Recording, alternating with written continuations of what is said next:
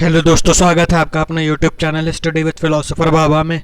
हम पढ़ रहे थे सोशल सिक्योरिटी, जो यूपीएससी ईपीएफओ का एक इम्पॉर्टेंट टॉपिक है।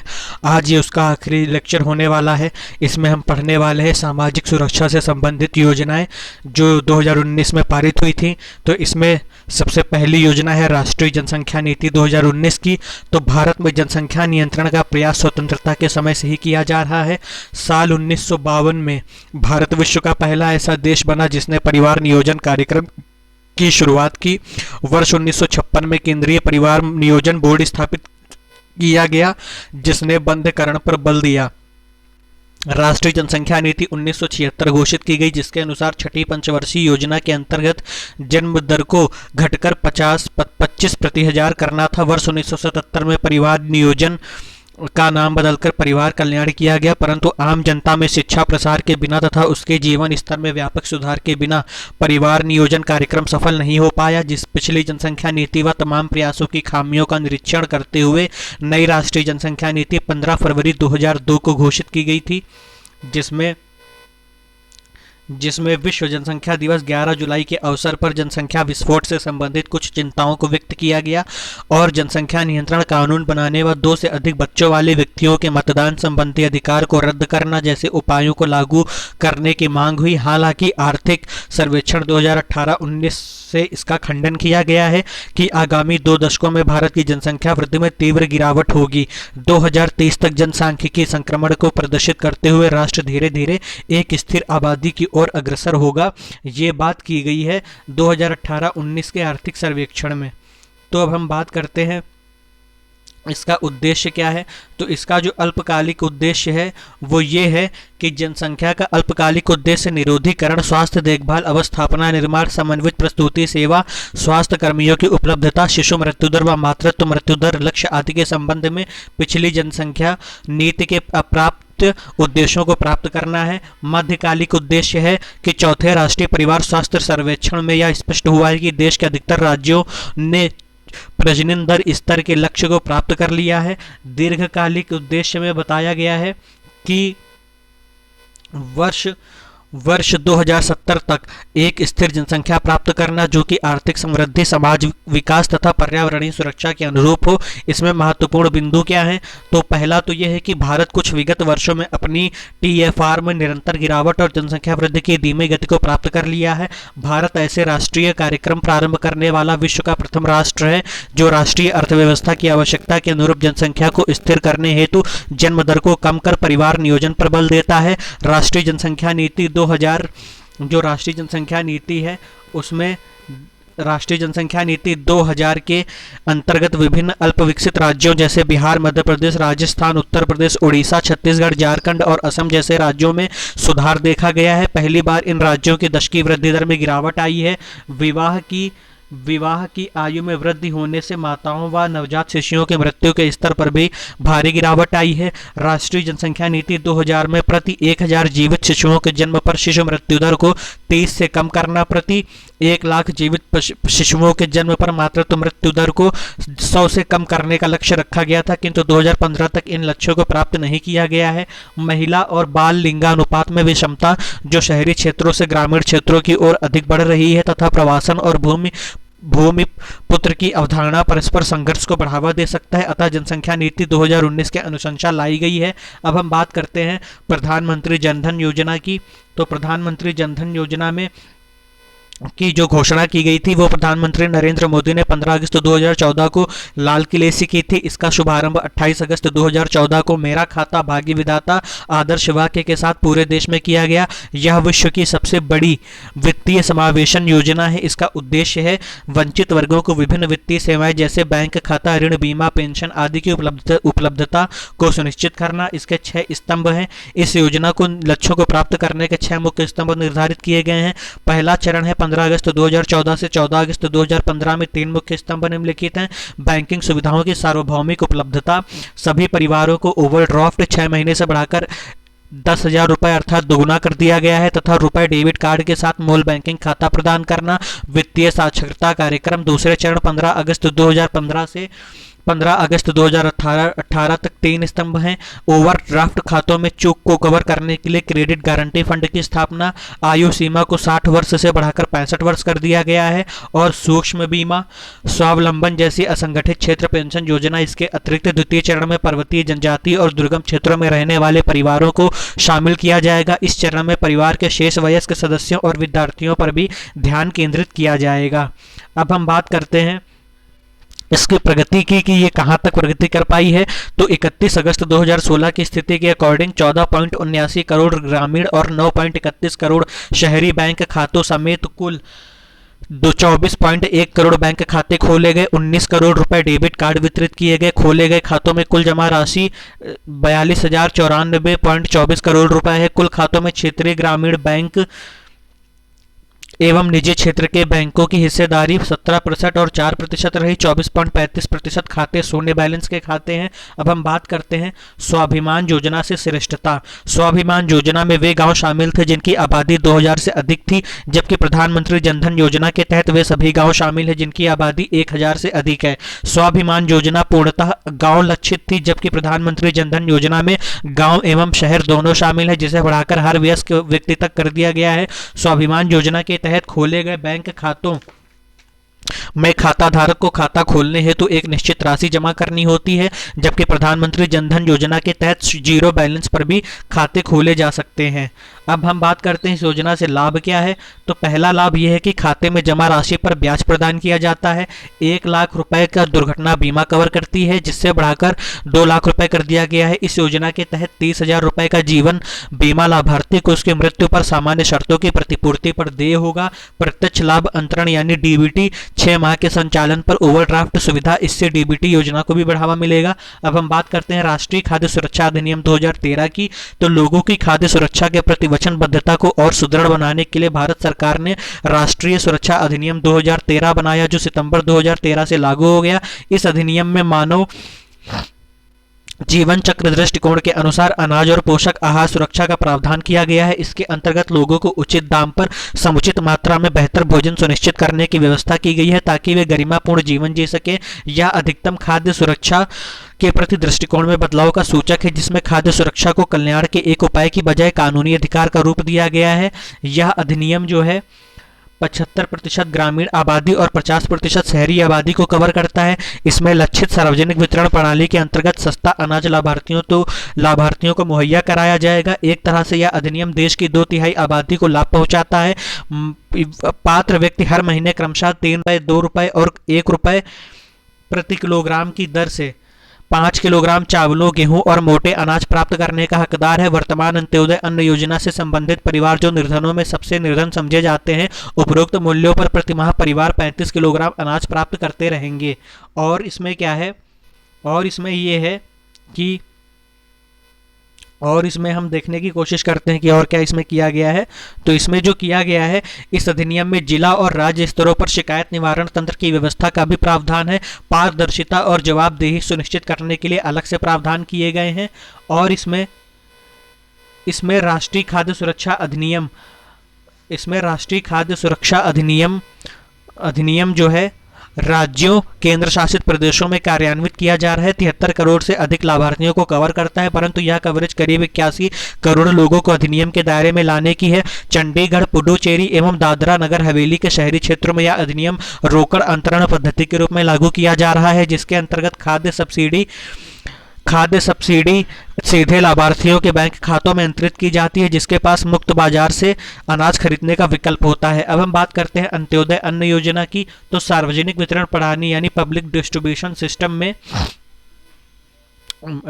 में आबादी के निर्धनतम वर्ग पर ध्यान केंद्रित करने और इस वर्ग को लक्ष्य बनाने के उद्देश्य से दिसंबर 2000 में अंत्योदय अन्न योजना के 1 करोड़ निर्धन परिवारों के लिए शुरू की गई थी। अंत्योदय अन्न योजना में लक्षित सार्वजनिक वितरण प्रणाली के अंतर्गत शामिल गरीबी रेखा से नीचे के परिवारों में से सबसे गरीब परिवारों की पहचान की जाती है तथा उन्हें गेहूं 2 रुपये प्रति किलोग्राम और चावल 3 रुपये प्रति किलोग्राम की अत्यधिक रियायती दर पर मुहैया कराया जाता है। इस योजना के अंतर्गत राज्य, केंद्र शासित क्षेत्र डीलरों और खाद्य व्यापारियों का मार्जिन तथा ढुलाई लागत सहित वितरण लागत वहन करते हैं और अधिक रियायती दरों पर अधिकतम गरीब व्यक्तियों को सुलभ कराया जाता है। और आरंभ में प्रति माह प्रति परिवार 25 किलोग्राम अनाज जारी किया गया था, जिसे 2002 से बढ़ाकर प्रति माह परिवार 35 किलोग्राम तक कर दिया गया है। आगे चलकर अंत्योदय अन्न योजना का विस्तार किया जाएगा ताकि 2.5 करोड़ परिवारों के इसमें शामिल किया जा सके। इतनी ही संख्या में बीपीएल के परिवारों के नाम हटा भी दिए गए हैं। अब इसमें क्या है, एक और चीज़ है टीडीएस में, इसमें यह है कि लक्षित सार्वजनिक वितरण प्रणाली आदेश 2015 में प्रावधान किया गया है कि अंत्योदय परिवार की राज्यवार संख्या किसी राज्य में उनकी स्वीकृत जनसंख्या से अधिक नहीं होगी, परंतु किसी अंत्योदय परिवार के राज्य से बाहर प्रवास, सामाजिक और आर्थिक स्थिति में सुधार के कारण अपात्र बन जाने, मृत्यु आदि की स्थिति में उस राज्य से नए अंत्योदय परिवार की पहचान नहीं की जाएगी और उतनी सीमा तक अंत्योदय परिवार की कुल संख्या कम कर दी जाएगी। अंत्योदय परिवारों की संख्या में कमी होने पर राज्य उतनी सीमा तक प्राथमिकता श्रेणी के व्यक्तियों की कवरेज में वृद्धि कर सकते हैं, परंतु यह वृद्धि निर्धारित सीमा के अधीन होगी। तो अब हम बात करते हैं लक्षित सार्वजनिक वितरण प्रणाली की। तो अनिवार्य वस्तुओं की आपूर्ति बनाए रखने और उनकी उपलब्धता और वितरण सुनिश्चित करने के लिए अगस्त 2001 को सार्वजनिक वितरण प्रणाली आदेश 2001 अधिसूचित किया गया। और इसमें क्या किया गया हम देखते हैं आगे।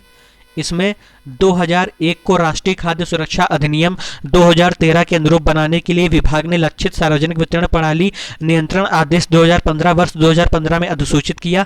इसके उद्देश्य लक्षित सार्वजनिक वितरण प्रणाली के अंतर्गत अनिवार्य वस्तुओं अर्थात अनाज की आपूर्ति बनाए रखना और उनकी उपलब्धता और वितरण सुनिश्चित करना है। अब हम बात करते हैं किसान संपदा योजना की।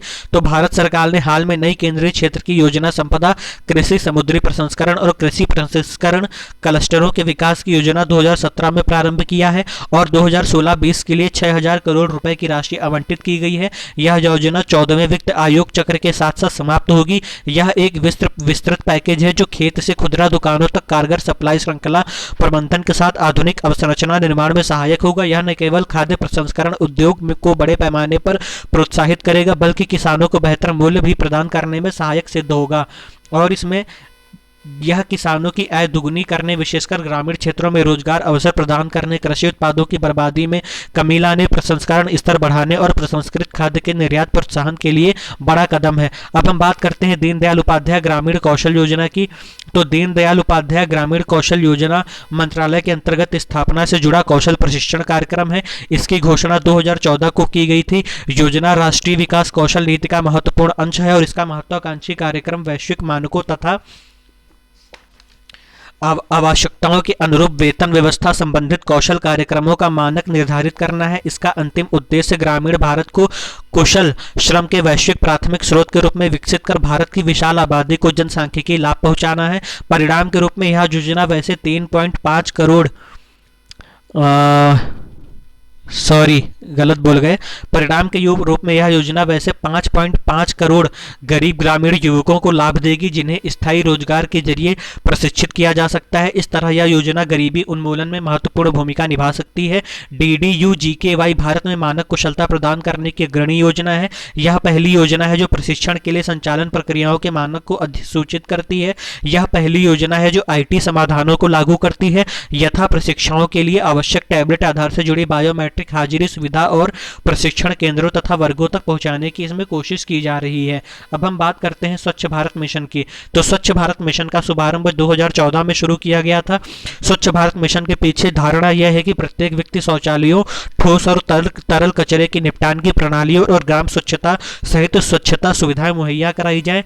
कार्यक्रम पेयजल और स्वच्छता मंत्रालय द्वारा कार्यान्वित किया जा रहा है। 2019 तक अर्थात महात्मा गांधी की 150वीं जयंती के अवसर पर स्वच्छ भारत को वास्तविकता बनाने के लिए एक कार्य योजना तैयार की गई है। इस मिशन का जो लक्ष्य है वो है स्वच्छता सुविधाओं तक पहुंच का विस्तार करना है। यह 2014 में 39% थी जिसे अक्टूबर 2019 तक बढ़ाकर 100% करने का लक्ष्य है। इसके अतिरिक्त कार्य योजना में 5 वर्षों में भारत को खुले में शौच जाने से पूरी तरह मुक्त करने की आवश्यकता पर बल दिया गया है। प्रारंभ में स्वच्छ भारत के हिस्से के रूप में देश के सभी स्कूलों में लड़के और लड़कियों के लिए शौचालय बनाने को प्राथमिकता दी गई है और यह कार्य 1 वर्ष में पूरा कर लिया गया। ग्रामीण क्षेत्रों में वितरण व्यवस्था को सुदृढ़ बनाए रखने के लिए कुछ महत्वपूर्ण उपाय किए गए हैं, जैसे जल और स्वच्छता जैसे जल और स्वच्छता दोनों कार्यक्रमों के कार्यान्वयन के बारे में राज्यों के साथ समझौता ज्ञापन पर हस्ताक्षर करना, जिसके अनुसार जल और स्वच्छता के लिए धन का इस्तेमाल परस्पर एक दूसरे के लिए किया जा सके ताकि राज्यों के पास धन अधिशेष न रहे और दोनों क्षेत्रों में से किसी के लिए भी धन की कमी के कारण लक्ष्य पूरे करने पर प्रभाव ना पड़े। केंद्र द्वारा राज्य को धन देने के लिए अपनाई गई ठीक समय पर आवंटन नीति का अनुपालन करना ताकि पालन सरकार को धन पर अतिरिक्त लागत वहन न करनी पड़े। नाबार्ड, सिडबी अथवा बिना किसी प्रतिभूति के बैंकों के जरिए प्राथमिकता क्षेत्र ऋण पोलियो, हेपेटाइटिस बी एवं खसरा, इसके अतिरिक्त चयनित राज्यों में जापानी इंसेफेलाइटिस, हेमोफिलिस, इन्फ्लुएंजा टाइप बी के टीके भी प्रदान किए जाएंगे। अब हम बात करते हैं राष्ट्रीय बाल स्वास्थ्य कार्यक्रम की। तो मार्च ऑफ डाइम्स 2006 रिपोर्ट के अकॉर्डिंग 100 में से 6 या 7 बच्चे जन्मजात कमी के साथ पैदा होते हैं। इसका अर्थ है कि देश में प्रतिवर्ष लगभग 17 लाख ऐसे बच्चे जो जन्म के समय ही किसी न किसी कमी से ग्रस्त होते हैं। उल्लेखनीय है कि ये कमियां कुल नवजात मृत्यु की 9.6% के लिए उत्तरदायी है। विभिन्न पोषण कमियों से 4 से 7% बच्चे प्रभावित होते हैं। लगभग 10% बच्चे विकास में देरी की समस्या का सामना करते हैं। यदि समय पर उपचार न मिले तो इससे स्थायी विकलांगता भी हो सकती है। बच्चों की स्वास्थ्य संबंधी समस्याओं के निराकरण के लिए 6 फरवरी 2013 को महाराष्ट्र के ठाणे जिले के जनजातीय ब्लॉक पालघर से राष्ट्रीय बाल स्वास्थ्य कार्यक्रम शुरू किया गया। यह कार्यक्रम भारत के स्वास्थ्य एवं परिवार कल्याण मंत्रालय के राष्ट्रीय ग्रामीण स्वास्थ्य मिशन के तहत एक पहल के रूप में शुरू किया गया है। इसका उद्देश्य क्या है? तो इसका उद्देश्य है सार्वभौमिक बाल स्वास्थ्य जांच एवं उपचारात्मक हस्तक्षेप द्वारा बच्चों के संपूर्ण जीवन की गुणवत्ता सुधारना है। यह कार्यक्रम 4 प्रकार की कमियों को लक्षित करता है। पहला है defect at birth, deficiencies, diseases, विकास व विलंब तथा विकलांगता। अब हम बात करते हैं लक्षित समूह की। तो राष्ट्रीय बाल स्वास्थ्य कार्यक्रम के अंतर्गत 0 से 6 वर्ष की आयु वर्ग के सभी ग्रामीण एवं शहरी बच्चों के साथ साथ 18 वर्ष की आयु तक के कक्षा 1 से 12वीं कक्षा में नामांकित बच्चों के स्वास्थ्य की देखभाल की जाएगी। और इसमें यह भी अनुमानित है कि इस सेवा से लगभग 27 करोड़ बच्चे लाभान्वित होंगे। राष्ट्रीय बाल स्वास्थ्य कार्यक्रम इन कमियों की सही समय पर पहचान और उपचार को समर्पित कार्यक्रम है। अब हम बात करते हैं अटल पेंशन योजना की। तो अटल पेंशन योजना असंगठित क्षेत्र के कामगारों के लिए एक अति महत्वाकांक्षी सामाजिक सुरक्षा योजना है, जिसकी घोषणा वित्त मंत्री अरुण जेटली ने वर्ष 2015-16 के आम बजट में किया गया था। प्रधानमंत्री ने 9 मई 2015 को इस योजना की औपचारिक घोषणा कोलकाता में की। यह योजना 1 जून 2015 को लागू हुई तथा इसने पूर्व की स्वावलंबन योजना का स्थान ग्रहण कर लिया। अब हम बात करते हैं इसके उद्देश्य की।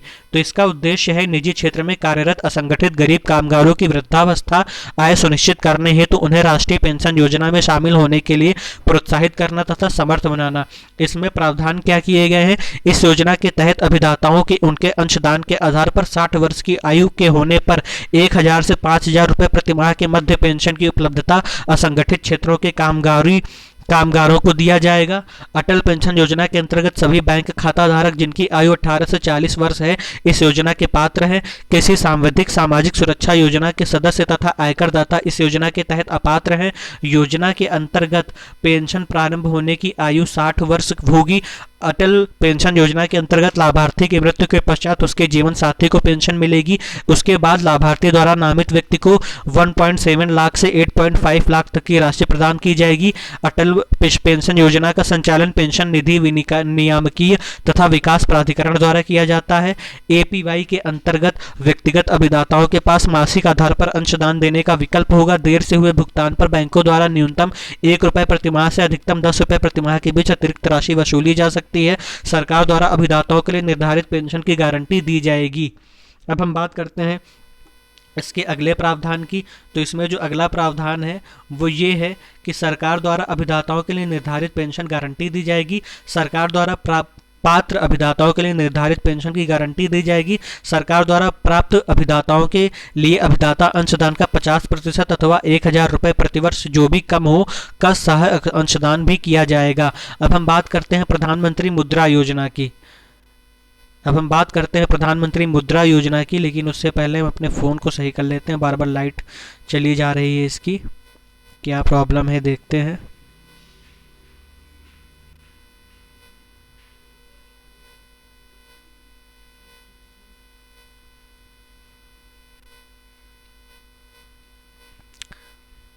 चलिए हम बात कर रहे थे प्रधानमंत्री मुद्रा योजना की। तो हम मुद्रा योजना में देखते हैं कि मुद्रा योजना को क्यों लाया गया।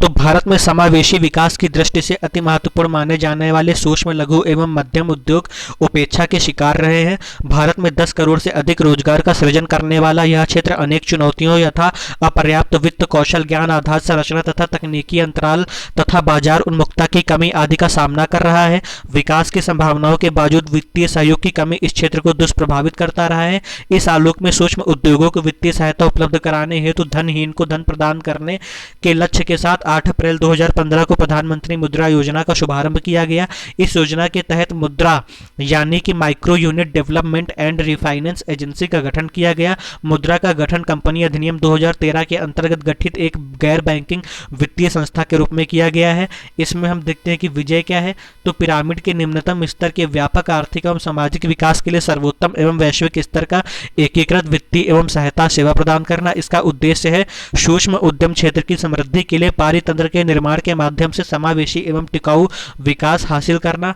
इसमें इंपॉर्टेंट फैक्ट देख लेते हैं। मुद्रा का गठन भारत सरकार द्वारा भारतीय लघु उद्योग विकास बैंक सिडबी की एक अनुषंगी इकाई के रूप में किया गया है, यानी सब्सिडरी यूनिट के रूप में। वर्तमान में मुद्रा की अधिकृत 750 करोड़ है। कैपिटल संपूर्ण पूंजी सिडबी द्वारा प्रदत्त है। मुद्रा सूक्ष्म उद्योगों को प्रत्यक्ष ऋण नहीं देगा, बल्कि यह उन संस्थाओं को जो सूक्ष्म उद्योग को वित्तीय सहयोग करते हैं को पुनर्वित्त करेगा, यानी ग्रामीण एवं सहकारी बैंकों को ये दिया जाएगा डायरेक्टली।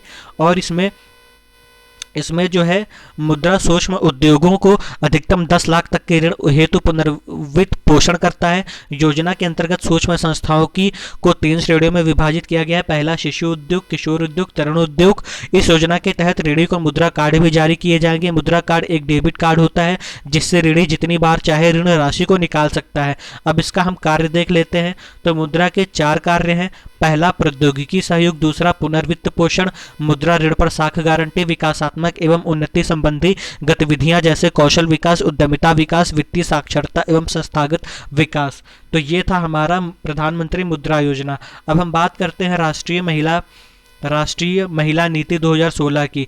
तो लगभग 1.5 दशक पूर्व वर्ष 2001 में राष्ट्रीय महिला सशक्तिकरण नीति तैयार की गई थी, जिसके तहत सकारात्मक आर्थिक एवं सामाजिक नीतियों के माध्यम से महिलाओं के संपूर्ण विकास एवं सशक्तिकरण का लक्ष्य रखा गया था। वर्तमान वैश्वीकरण के युग में महिलाओं की कार्यक्षेत्र का दायरा बढ़ने के साथ साथ समस्याएं भी नए रूपों में प्रकट हो रही हैं। इनके निराकरण हेतु केंद्रीय महिला एवं बाल विकास मंत्रालय द्वारा राष्ट्रीय महिला नीति 2016 के प्रारूप को 17 मई 2016 को हितधारकों की टिप्पणियों और परामर्श के लिए जारी किया गया। ऐसी आशा की जा रही है कि इससे अगले 15 से 20 सालों के दौरान महिला संबंधी मुद्दों पर सरकारी कार्यवाही की दिशा निर्देश प्राप्त होगा। विजन क्या है? ऐसे समाज का निर्माण करना जहां महिलाएं अपनी क्षमता का भरपूर इस्तेमाल कर सकें और जीवन के हर पक्ष को बराबर सहभागिता में सक्षम हो। लक्ष्य क्या है? महिलाओं के लिए एक ऐसा सकारात्मक सामाजिक, सांस्कृतिक, आर्थिक और राजनीतिक माहौल तैयार हो सके जिसमें महिलाएं अपने मूल अधिकारों को प्राप्त कर सकें। मिशन क्या है? नीतियों, कार्यक्रमों और अनुपालन के निर्माण की प्रक्रिया को सक्षम बनाने हेतु एक प्रभावी रूपरेखा का निर्माण करना जो परिवार, समुदाय, कार्यस्थल और शासन में महिलाओं के समान अधिकार और अवसरों को सुनिश्चित करे।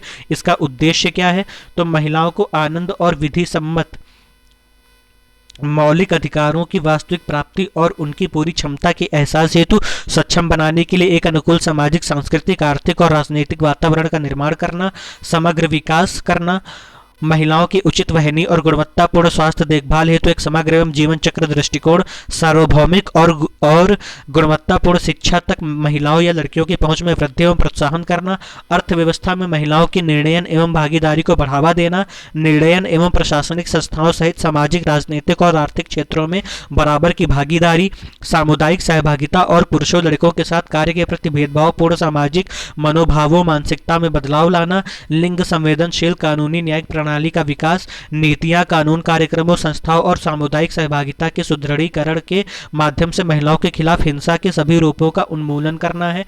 अब हम बात करते हैं जननी सुरक्षा योजना की।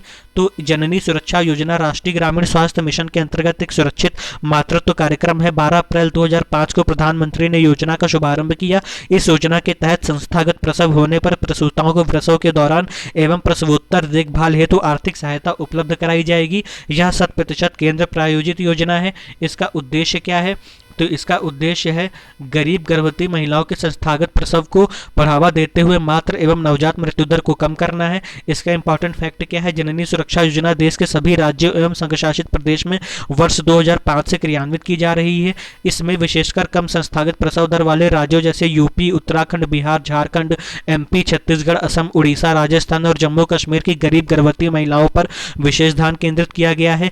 इन राज्यों को कम प्रदर्शन करने वाले राज्य शेष को उच्च प्रदर्शित करने वाले राज्य के रूप में नामित किया गया है, यानी कि low performing states and high performing states. इस योजना के अंतर्गत महिला को गर्भवती होते ही अपना पंजीकरण गांव या शहर या निकटतम स्वास्थ्य केंद्र पर करवाकर जच्चा बच्चा और जननी सुरक्षा कार्ड प्राप्त करना आवश्यक है। गर्भवती महिलाओं को प्रसव पूर्व 3 बार जांच करवाई गर्भवती महिलाओं को प्रसव पूर्व 3 बार जांच, टिटनेस के टीके एवं आयरन की गोलियां उपलब्ध करवाई जा रही हैं।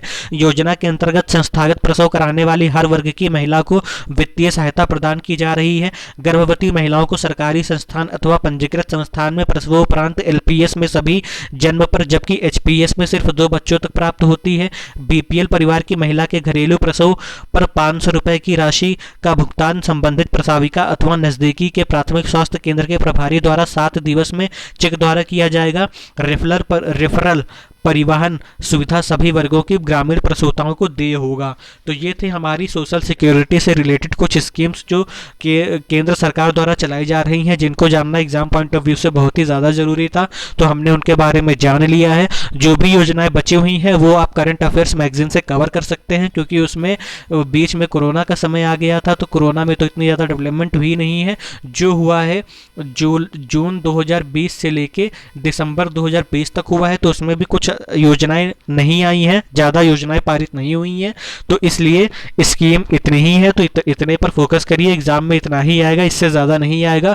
तो इसी के साथ हमारा सोशल सिक्योरिटी का सेशन समाप्त होता है और हमारा ये टॉपिक भी कंप्लीट होता है। अब हम मिलते हैं किसी नए टॉपिक, किसी नए वीडियो के साथ। तब तक स्वस्थ रहिए, मस्त रहिए, खुश रहिए। जय हिंद, जय भारत।